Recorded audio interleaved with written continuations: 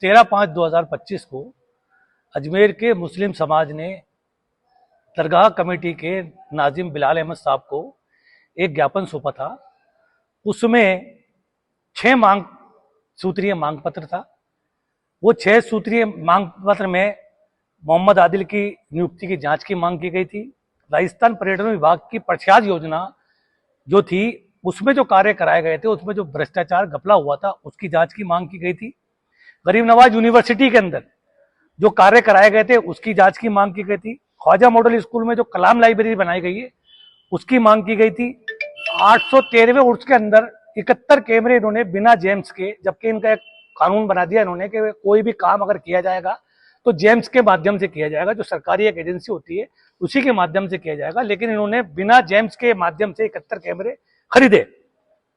16 खंबा में जो शौचालय बनाया गया उसके अंदर निर्माण में और आपसी जो भ्रष्टाचार हुआ उसमें जो MOU किए गए उसके अंदर एक बहुत बड़ा घपला हुआ, उसकी जांच की हमने मांग की गई थी। और उस मांग के अंदर सबसे महत्वपूर्ण बात यह थी कि हमने ये कहा था कि साहब चूंकि मोहम्मद आदिल का प्रभाव प्रशासनिक लेवल पे और दरगाह कमेटी के अंदर बहुत बड़ा है, वो सभी को उस प्रभाव से जो जांचें होती है, जो शिकायतें होती है उनको खत्म करा लेता है। इसलिए इसको सस्पेंड करके इसकी जांच कराई जाए। इसके लिए हमने ये कहा था कि 7 दिन में अगर आपने कार्रवाई नहीं की तो हम धरना प्रदर्शन करेंगे। उसी कड़ी के अंदर आज 7वां दिन था। एक बार पुनः हम नाजिम साहब के पास जानकारी प्राप्त करने गए थे कि भाई हमारे जो प्रार्थना पत्र, जो मांग पत्र दिया था उस पर आपने अब तक का स्टेटस क्या है, उस पर क्या कार्रवाई की गई। तो हमें नाजिम साहब ने यह आश्वस्त किया है कि उस पर क्विकली एक्शन हो रहा है और जल्द ही इसका परिणाम आपके सामने आएगा।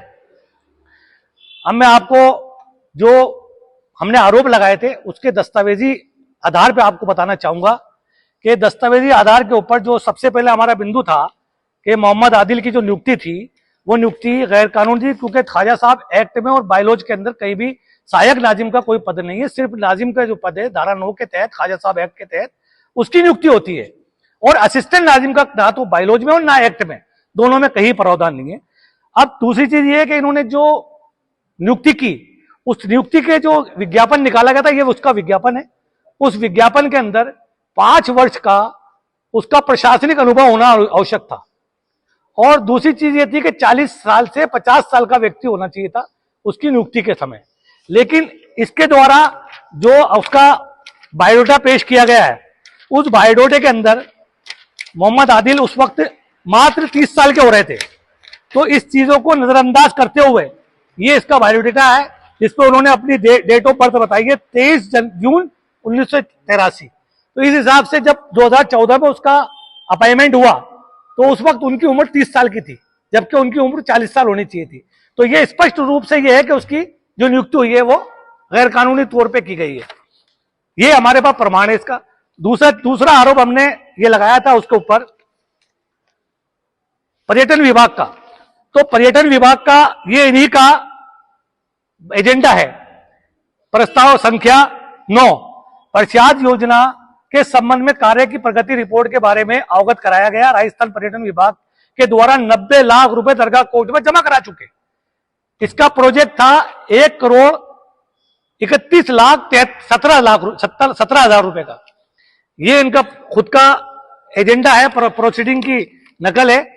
और जो कार्य सिर्फ हुआ है वो कार्य की सिर्फ मात्र निजाम गेट की सफाई और अकबरी मस्जिद की सफाई, 2 कार्य कुल हुए, जबकि 3 कार्यों के लिए पैसा सैंक्शन हुआ था। इसकी आज तक की तारीख में यूटिलिटी सर्टिफिकेट पर्यटन विभाग में पेश नहीं किया गया। ये इसका दूसरा प्रमाण हम आपको बता रहे हैं। तीसरा हमारा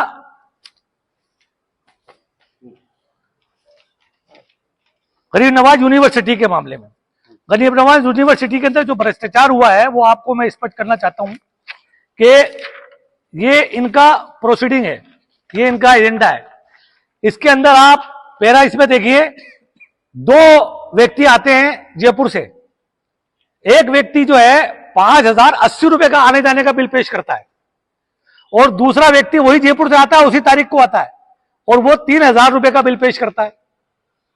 मतलब दिन एक ही है, समय एक ही है, जगह एक ही है, किलोमीटर एक ही है, लेकिन ये 2 बिल पेश होते हैं और दोनों बिल उठ जाते हैं। ये इनका जो है यूनिवर्सिटी में जो करप्शन है वो स्पष्ट है।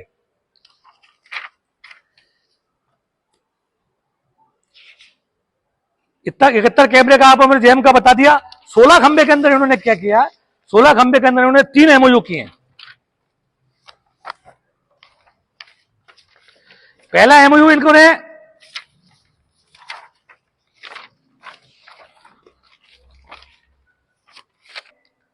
और दूसरे एमओयू में किया कि आधा पैसा 50% आप देंगे, और तीसरे एमओयू में यह कह दिया इन्होंने कि आप कोई पैसा नहीं देंगे, और अगर ये निर्माण पूरा हो जाता है तो आप इस निर्माण पर अगर आपको कब्जा नहीं दिया जाता है तो आप उस पर कब्जा प्राप्त कर सकते हैं।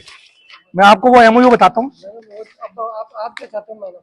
हम ये चाहते हैं कि इसके ऊपर एक उच्च स्तरीय जांच कमेटी बने, और जांच कमेटी निष्पक्ष जांच करके जो भी कार्रवाई है इसकी पे कार्रवाई की जाए। आज आश्वासन दिया है, कल हमारा धरना प्रदर्शन का हमने ऐलान किया था, लेकिन चूंकि आज नाजिम साहब ने समय मांगा है, तो ये कहा है कि भाई जायरीन जो है वो परेशान नहीं हो, हमारा भी फर्ज बनता है कि हम जायरीनों को तकलीफ नहीं देना चाहते हैं। इसी को देखते हुए हमने अपने धरने को पोस्टपोन किया, आगे किया है। अगर ये इस पर कार्रवाई नहीं करते हैं तो आगे विशाल रूप से उग्र धरना प्रदर्शन किया जाएगा।